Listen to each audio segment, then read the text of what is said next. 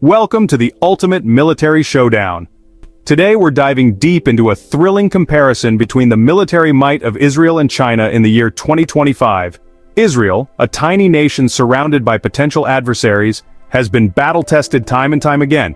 Then you've got China, this emerging superpower with a massive population and an appetite to match. So let's break it down, find out who's got the edge in 2025 and what that means for the global balance of power. First up, let's talk about manpower. China's got a clear advantage here just by sheer numbers. We're talking over 2 million active personnel in the People's Liberation Army, compared to Israel's 170,000. But hold on, it's not just about quantity, right? Israel's military is built on mandatory service, which means almost every citizen has some level of combat training. They've got this reserve force that can be mobilized quickly, and they're known for their discipline and combat experience. China's military has undergone some serious modernization in recent years. They're moving away from that old-school human wave tactic and focusing more on technology and professionalization. And let's not forget about paramilitary forces. China's got a massive paramilitary force, millions strong, that can be called upon in times of need.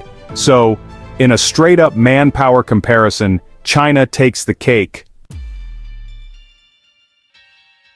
Now let's talk about the heavy metal, man. China's got a massive advantage here, no doubt about it. They've been churning out tanks like crazy, with thousands of main battle tanks compared to Israel's couple thousand. But here's the thing. Quality over quantity, right? Israel's known for having some of the most advanced tanks in the world, like the Merkava, which is designed for urban warfare and asymmetrical combat. They've also got top-of-the-line missile defense systems like the Iron Dome, which has proven incredibly effective. China's making strides in tank technology for sure. They've got the Type 99A, which is their answer to the best Western tanks. When it comes to artillery, China's got a clear numerical advantage again, but Israel's got some serious firepower too, with advanced rocket systems and guided missiles that can hit targets with pinpoint accuracy. So, in a head-to-head battle on the ground, China's numerical superiority would be tough to overcome. Alright, let's take this thing to the skies. When it comes to air power, both Israel and China have been investing heavily in modernization. China's got a massive fleet of fighter jets, including their stealthy J-20, which is designed to compete with the American F-22. They've also got a growing fleet of bombers, including the H-6K, which can carry a serious payload. But Israel's no slouch in the air either. They've got a smaller but highly capable air force with F-35I Adir jets that are some of the most advanced in the world. And let's not forget about drones, man. Both countries have been investing heavily in unmanned aerial vehicles. China's got a whole swarm of different types of drones, from surveillance drones to attack drones. Israel's been a pioneer in drone technology for decades, and they've got some of the most sophisticated drones in the world. So, in a dogfight between these two air forces, it's hard to say who would come out on top. Now let's dive into the deep end, man. China's been on a shipbuilding spree like you wouldn't believe.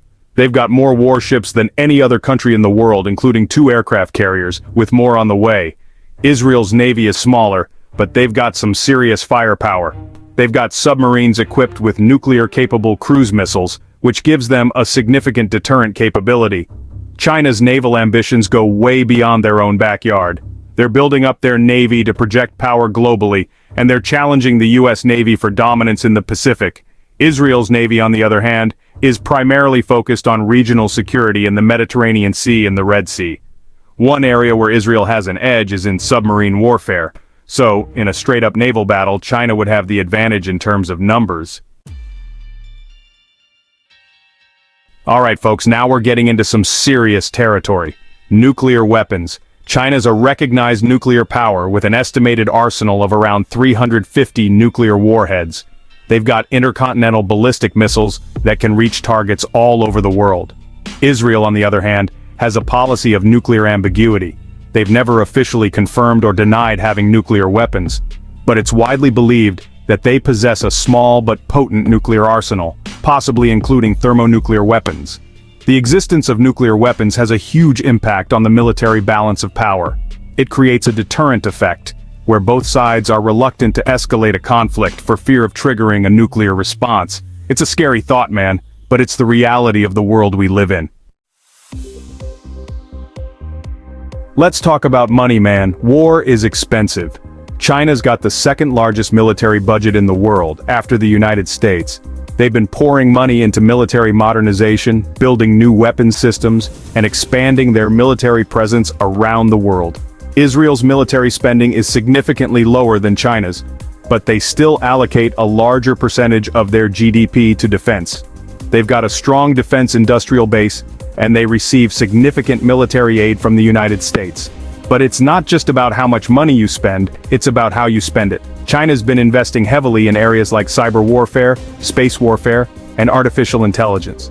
Israel's also investing in these areas, but they're also focused on maintaining their qualitative military edge over their neighbors. So, in a battle of the budgets, China's got the clear advantage. Okay, let's get into the really weird stuff now, man. Cyber warfare, artificial intelligence, autonomous weapon systems. This is the future of warfare, and it's happening right now. China's been investing heavily in cyber warfare capabilities. They've got a vast network of hackers and cyber warfare units that can launch attacks on enemy infrastructure, steal sensitive information, and disrupt communications. Israel's also a major player in the cyber domain. They've got a highly sophisticated cyber warfare unit called Unit 8200, which is considered one of the best in the world. And then there's artificial intelligence. Both China and Israel are pouring resources into developing AI-powered weapon systems. Imagine swarms of autonomous drones controlled by algorithms making life-or-death decisions on the battlefield. So, in the realm of cyber warfare and AI, both China and Israel are at the forefront.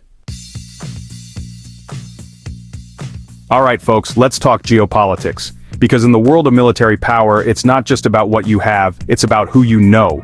Israel's got a powerful ally in the United States. They've got close military cooperation, intelligence sharing, and billions of dollars in military aid flowing from Washington to Jerusalem. China, on the other hand, has been forging its own alliances. They've got strong ties with Russia, and they've been building up their influence in Africa, South America, and the Middle East. But here's the thing about alliances, they can be fickle. In the end, it's up to each country to defend its own interests. Okay, let's talk geography for a minute, because where you fight a war can be just as important as how you fight it. Israel's got a unique geographical challenge. They're a small country surrounded by potential adversaries. But here's the thing, Israel's turned that disadvantage into a strength. They've developed a military doctrine that's specifically designed for fighting on multiple fronts simultaneously. They've got a highly mobile and technologically advanced military that can respond quickly to threats from any direction. China's got a different set of geographical considerations.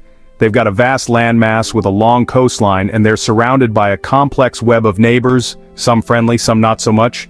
So, both countries face unique geographical challenges. Alright folks, let's talk about logistics. Because wars aren't won by weapons alone. You need a reliable supply chain to keep those weapons supplied with ammunition, fuel, and spare parts. China's got a massive advantage here.